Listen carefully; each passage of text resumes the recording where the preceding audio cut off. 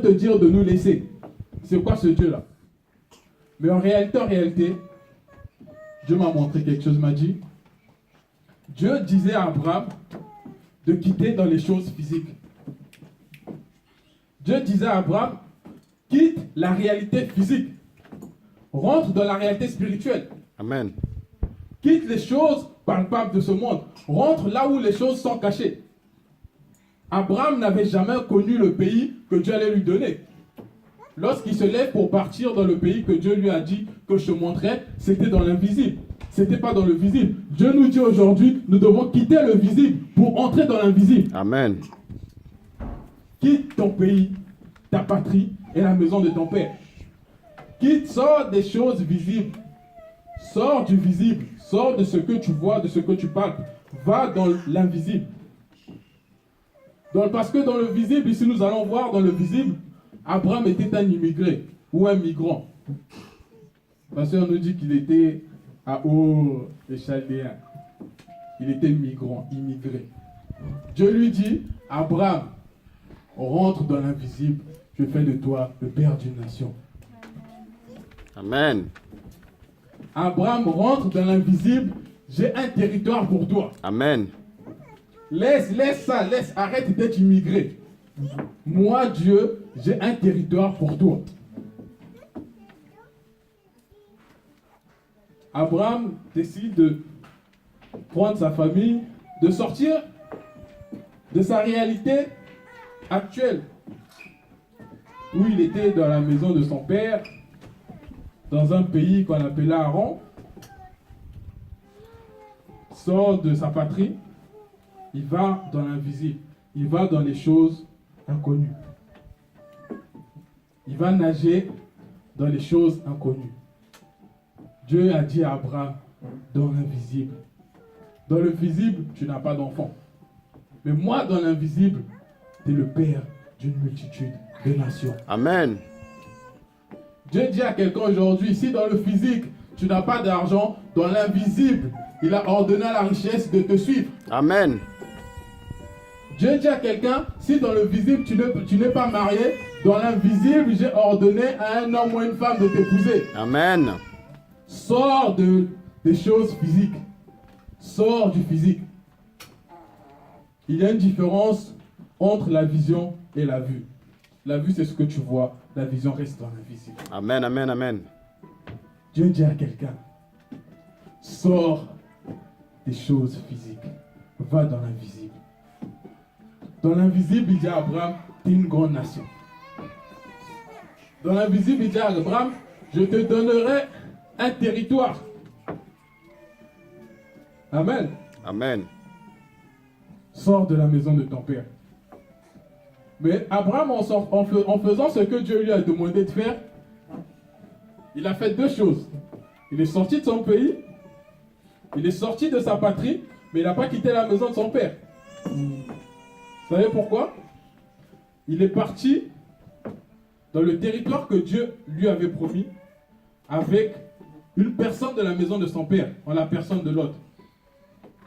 Amen. Amen. Et lorsqu'ils vont aller dans le territoire que Dieu a montré à Abraham, il va se passer une chose. Ils vont être frappés par la famine. Dieu dit à Abraham, va dans le territoire que je vais te montrer. Abraham arrive dans le territoire que Dieu lui a montré et il y a la famine. Dites avec moi, il y a un problème. Il y a un problème. Il y a un souci. Il y a un souci. Dieu dit à Abraham, le pays où est censé couler le lait et le miel. Il arrive dans ce pays et il tombe dans une période de sécheresse, de famine. Et après, qu'est-ce qui se passe? Il part en Égypte. Il emmène la personne de Lot qui représente la maison de son père, qui représente les attachements de la maison de son père. Dieu lui a dit au début, va-t'en de ton pays, de ta patrie et de la maison de ton père. Et nous verrons que dans la maison du père, bien sûr on nous dira que Lot, c'était le neveu d'Abraham. Mais si nous voyons après plus tard dans la Bible, lorsque Abraham demande à son serviteur d'aller chercher une femme pour son fils, il avait laissé les gens de la famille de son père. Parce que c'est dans la famille d'Isaac ou dans la famille d'Abraham qu'on allait prendre la femme d'Isaac. Mais il a emmené une chose, la maison de son père. Et la maison de son père, la présence de la maison de son père dans la vie d'Abraham a fait quoi? Emmener la sécheresse. Et après, qu'est-ce qu'ils ont fait? Ils se sont retrouvés en Égypte. Abraham a commencé à mentir, il a oublié ce que Dieu lui avait dit. On a failli prendre sa femme. À cause d'Abraham, Dieu a frappé l'Égypte. Et après ça, ils sont sortis de l'Égypte. En sortant de l'Égypte, qu'est-ce qui va se passer? Ils repartent dans le pays que Dieu avait promis à Abraham. Mais Dieu avait promis ce pays à Abraham. Il avait dit à Abraham, je te promets ce pays, je le donnerai à ta descendance. Dieu n'avait pas dit à Abraham, je te donnerai ce pays. Dieu a dit à Abraham, je donnerai ce pays à sa descendance. Donc il y a deux choses. Une chose est posséder le pays. Et une autre c'est vivre dans le pays. Amen. Abraham n'a pas possédé le pays. Amen, Abraham a vécu dans le pays. Lorsqu'ils sont de retour de l'Égypte, qu'est-ce qui se passe? La maison d'Abraham et la maison de Lot sont entrés en conflit. Parce que Abraham avait beaucoup d'argent, il était riche, Lot aussi était riche. Et là, deux choses se heurtent. La bénédiction de Dieu en la personne d'Abraham se heurte à la maison ou aux pensées ou à la maison du père d'Abraham. 20 ans de ta patrie, de ton pays, de ta patrie, de la maison de ton père. La bénédiction de Dieu se heurte à la maison du père d'Abraham. Amen. Qu'est-ce que Dieu fait? Dieu demande à Abraham de se séparer de l'autre. Dieu nous demande aujourd'hui, nous avons quitté le monde. Nous avons quitté la patrie, ce que nous affectionnons tant dans le monde. Mais nous n'avons pas quitté la maison de notre Père. Nous trimballons toujours la maison de notre Père à côté de nous. Lorsque la bénédiction de Dieu arrive, la bénédiction de Dieu se met en conflit avec la maison de notre Père. Amen. Amen. Abraham se sépare de Lot. Mais lorsque Dieu s'est révélé à Abraham, il dit à Abraham, regardez avec moi, toujours dans Genèse 12, il dit, l'Éternel dit à Abraham, va-t'en de ton pays, de ta patrie, de la maison de ton père, vers le pays que je te montrerai. Je ferai de toi une grande nation et je te bénirai. Je rendrai ton nom grand, deviens une source de bénédiction. Je bénirai ceux qui te maudiront, je bénirai ceux qui te béniront, je maudirai ceux qui te maudiront. Toutes les familles de la terre seront bénies en toi. Abraham arrive sur la terre, sur le lieu que Dieu lui a montré. Une chose que Dieu ne lui montre pas les limites de la terre ou du pays que Dieu a juré aux enfants d'Abraham, que Dieu a juré à Abraham de donner à sa postérité. Amen. Amen. Pourquoi? Nous allons le voir. Tant que Abraham ne s'était pas séparé de Lot, tant que Abraham ne s'était pas séparé de la maison de son père, il ne pouvait pas avoir toutes les limites. Il ne pouvait pas savoir quelle est l'étendue de la bénédiction de Dieu. Amen. Je vais lire pour vous. Dans Genèse 13, toujours au verset 14, l'Éternel dit à Abraham, après que Lot fut séparé de lui. Pourquoi la Bible appuie après que Lot fut séparé de lui? Parce que Dieu va dire des choses à Abraham qu'il n'avait pas dit à Abraham lorsqu'il était dans le pays de son père, dans son pays, dans sa patrie et dans la maison de son père. Tant qu'il avait encore Lot à côté de lui, tant qu'il avait encore la maison de son père à côté de lui, Dieu ne pouvait pas révéler à Abraham l'étendue de sa bénédiction. Dieu le fait dans nos vies. Lorsque Dieu se révèle à nous, Dieu peut nous dire, je t'appelle à un ministère. Mais le jour qu'il te dit qu'il t'appelle à un ministère, il ne te dit pas les grandes bénédictions qui sont attachées à ton ministère. Il te dira petit à petit. Parce qu'il sait le jour qu'il te révèle quelque chose, il sait que s'il te révèle la chose dans toute sa grandeur, on risquera de te perdre. Voilà pourquoi il y a des hommes, lorsque Dieu leur apparaît, Dieu leur parle, ils prennent ce que Dieu a dit, ils remplissent avec encore tout un lot de bénédictions ou tout un lot de, comment dirais-je ça, de fantasmes. Dieu te dit, je t'appelle à être ministre. Toi tu dis non, Dieu me dit, je vais être ministre, après je vais être président. Ah. Amen. Amen. Lorsque Dieu nous appelle, lorsque Dieu nous parle d'une bénédiction, il nous la décortique, il ne nous dit pas une fois. Il va petit à petit. Il a commencé avec Abraham petit à petit. Il a attendu qu'Abraham se débarrasse, qu'Abraham laisse la maison de son père pour lui dire, voilà l'étendue de ta bénédiction. Il prend Abraham, il dit à Abraham, regarde le pays que je donnerai à ta postérité. Regarde au nord, regarde au sud, regarde à l'est, regarde à l'ouest. Et puis il lui dit quelque chose, il lui dit, parcours le pays. Mais tant qu'Abraham était avec Lot, il ne pouvait pas parcourir le pays. Parce qu'il était juste dans la permission de Dieu. Dieu permettait à Abraham de vivre là. Abraham n'a jamais possédé la terre promise. Les hommes et les femmes qui devaient posséder la terre promise, ce sont les fils et les filles, les descendants d'Abraham. Parce que pour posséder la terre promise, il y a eu des batailles. Abraham ne possédait pas la terre promise. Abraham, sur la terre promise aussi, il squattait. Sur la terre promise, Abraham habitait avec les Cananéens. Il habitait avec les hommes et les femmes qui étaient là avant lui. Donc, il se partageait en quelque sorte la bénédiction de Dieu. Mais Dieu dit à Abraham, je donnerai ce pays, tes enfants, ceux qui sortiront de toi, ceux qui sont dans l'invisible, posséderont ce pays-là. Amen. Amen. Bien souvent, nous les enfants de Dieu, nous avons un défaut. Qui a la double nationalité ici? Moi, j'ai la double nationalité. Fernand, toi, tu as la double nationalité. Pose-moi la question. Non. En tout cas, pour ceux qui ne l'ont pas, je prie pour vous que vous n'ayez pas la double nationalité. Je vais vous dire pourquoi. Des fois, nous nous disons chrétiens, mais nous ne sommes pas chrétiens. Nous sommes des semi-chrétiens.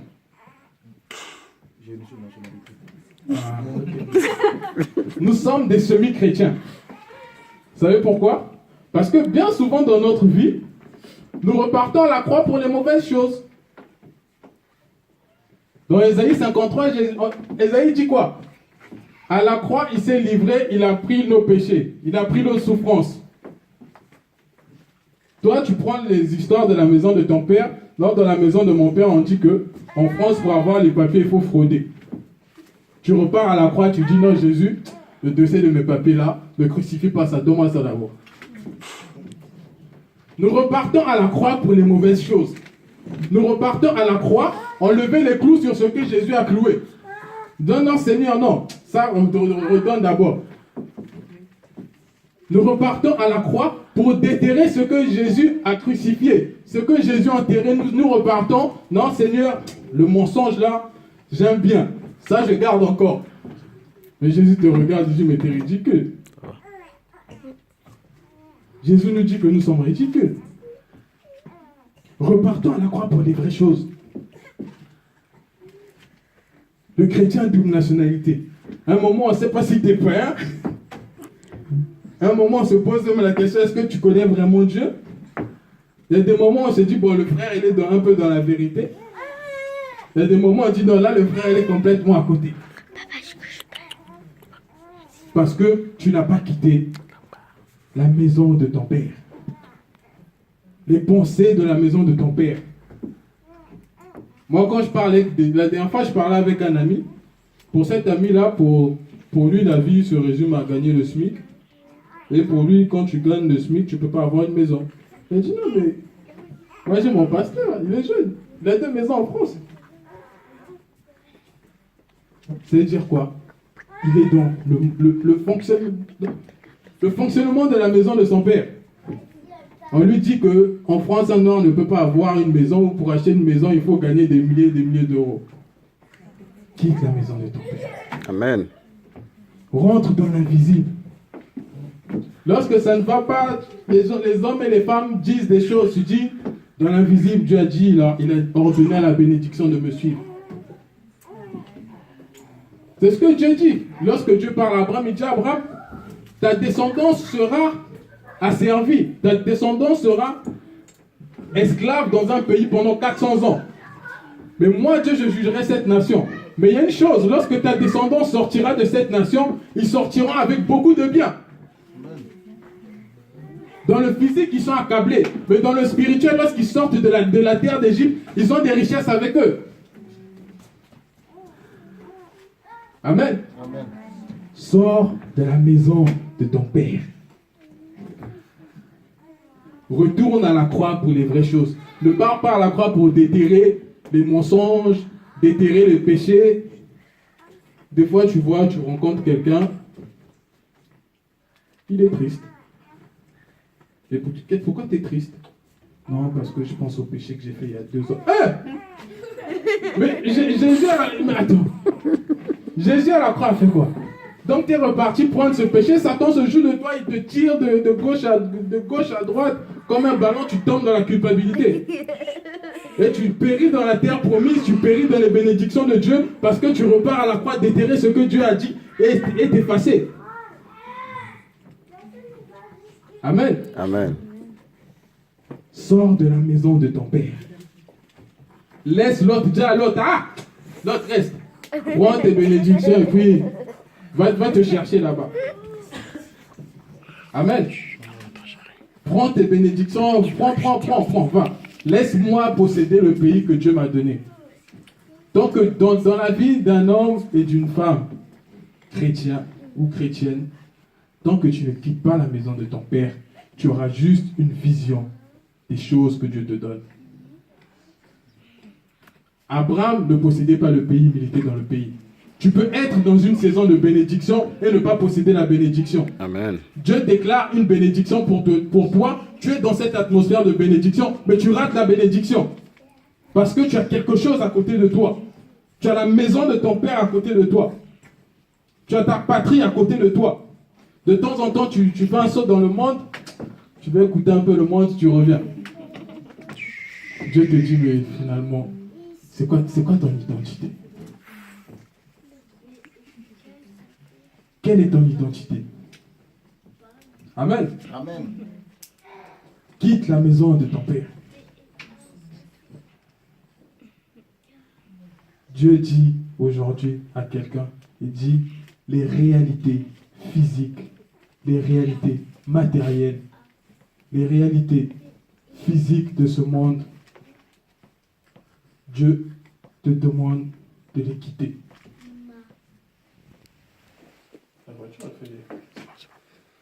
Dieu te demande de quitter ça. Dieu te dit, va-t'en de ton pays, de ta patrie et de la maison de ton père. Arrête de revenir à la croix, déterrer ce que... Dieu dit à Abraham, tu es le père de plusieurs nations. Dans chacun de nous, il y a une nation.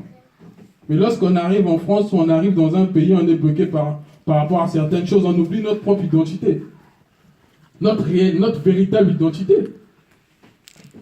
L'identité de co-héritier avec Christ. Parce qu'on ne te donne pas les papiers, tu dis, oh non, vraiment Dieu.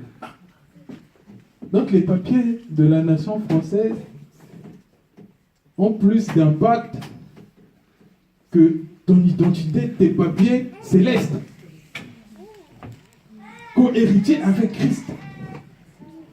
Les bénédictions qui sont dans la nation française sont plus grandes que les bénédictions que Dieu a pour toi. Dieu te dit rentre. Viens dans l'invisible.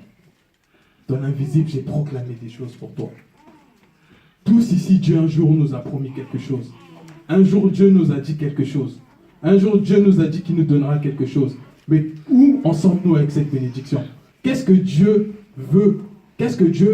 Quelles choses que nous affectionnons tant qui ne permettent pas à Dieu de se manifester, qui ne permet pas. Nous sommes dans la bénédiction, oui, nous sommes dans la bénédiction, je suis béni, oui Seigneur, merci pour tes bénédictions. Mon frère soit béni, oui j'accepte tes bénédictions, mais je ne les vois pas. Dites-moi, il y a un problème. Il y a un problème. Abraham était dans la terre. Il ne possédait pas la terre. Abraham était dans la bénédiction, mais il ne la possédait pas. Je vais vous dire pourquoi il ne la possédait pas. Genèse 10, 11. Non, excusez-moi. Genèse 13, du verset 14 à 18.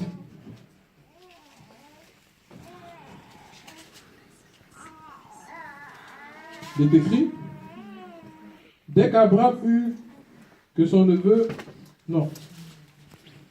Excusez-moi.